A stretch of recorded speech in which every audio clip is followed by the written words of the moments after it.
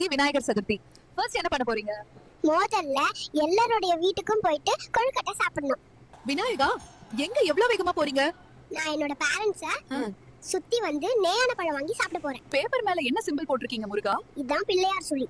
இத போட்டு ஒரு வேலையை ஆரம்பிச்சா அந்த வேலை அமோகமா இருக்கும். எதுக்காக பாம்பை வயித்துல கட்டுறீங்க விநாயகா? கொழுக்கட்டை நிறைய சாப்பிட்டு வயிறு பெருசாகிருச்சு.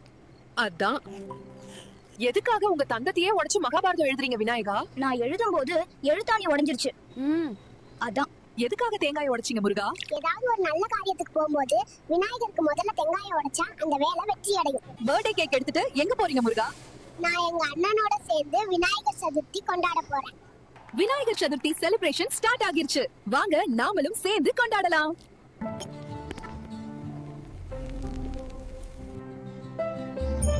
Last edit.